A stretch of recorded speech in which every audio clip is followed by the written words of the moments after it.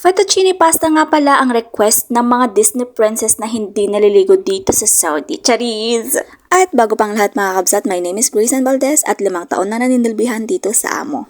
At ito nga pala yung mga kakailanganin ko sa pagluluto ng fettuccine pasta mga kakabsat. Sibuyas, mushroom, tapos meron akong bell pepper dyan mga kakabsat, and then yung breast chicken, tapos meron akong cooking cream. Sa isang linggo na nire-request nila na niluluto ko ng mga pagkain nila mga kabsat ay hindi talaga mawawala sa menu nila ang pasta. Sa bagay mga kabsat, alternate lang naman talaga yung mga niluluto ko dito. Manok, pasta, laham, gano'n lang naman mga kakabsat. At pagkatapos ko palang ginayat-gayat lahat ng mga ingredients na gagamitin ko sa pagluluto mga kabsat, ayan, naggisa na nga pala ako ng sibuyas dyan. At syempre, susunod ko na rin yung manok.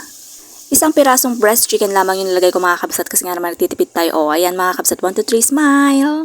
Kasi kailangan na naka-smile tayo lagi mga kabsat, lalong-lalo na kapag nagluluto tayo para naman sumarap lalo yung mga niluluto nating pagkain. Ganon! At pagkatapos ng nasangkot siya yung manok mga kabsat, sinunod ko na din yung bell pepper at saka yung mushroom na ginahit-gahit ko kanina.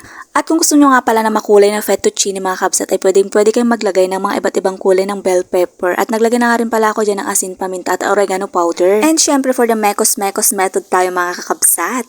At napakulo na nga rin pala ako ng tubig para magluto ng pasta mga kakabsat. Syempre kapag nagpapakulo tayo ng mga pasta ay naglalagay talaga tayo ng asin at saka mantika sa tubig kasi nga naman para hindi talaga magdikit-dikit yung mga pasta na mga niluluto natin. O 1, 2, 3, smile ulit! Cheers!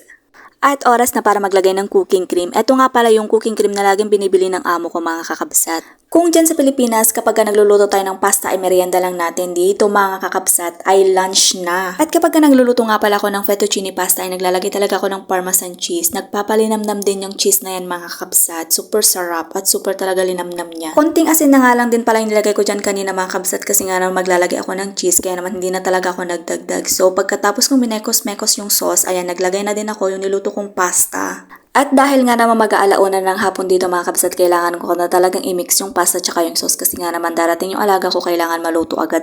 So yun lang for today's video mga kabsat. Maraming salamat!